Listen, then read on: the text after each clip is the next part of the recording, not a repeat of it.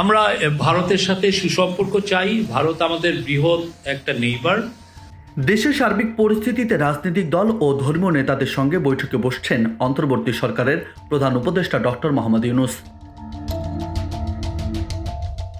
মঙ্গলবার সন্ধ্যায় রাজধানীর ফরেন সার্ভিস একাডেমিতে এক সংবাদ সম্মেলনে প্রধান উপদেষ্টার প্রেস সচিব শফিকুল আলম এই তথ্য জানান।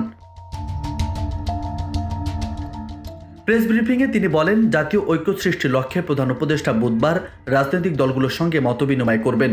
পরের দিন বিভিন্ন ধর্মীয় সংগঠনের সঙ্গেও মতবিনিময় করবেন তিনি।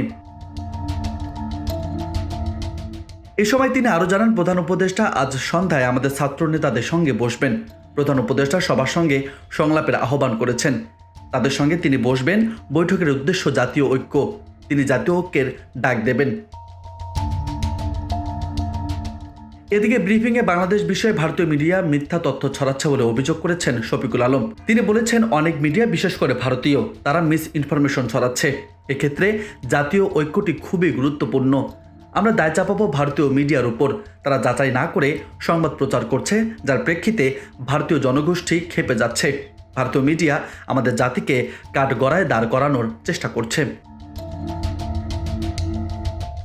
প্রেস সচিব আরও বলেন, আগস্টের শেষে প্রফেসর ইউনূসের সঙ্গে নরেন্দ্র মোদীর কথা হয়েছিল। সে সময় প্রধান উপদেষ্টা ভারতের প্রধানমন্ত্রীকে প্রতিনিধি পাঠিয়ে ভিজিট করানোর আহ্বান জানিয়েছিলেন। আমরা বারবারই আমাদের সাইট থেকে বিভিন্ন তথ্য দিচ্ছি। ওরা ওদের পছন্দনীয় সূত্র থেকে তথ্য নিচ্ছে। আমরা সব ক্ষেত্রেই খোলাখুলিভাবে সব কিছু জানাতে চাই, কিন্তু চোখ কান বন্ধ করে থাকলে তো সত্যটা জানতে পারবে না। শুনেও না শোনার ভান করছে ভারত।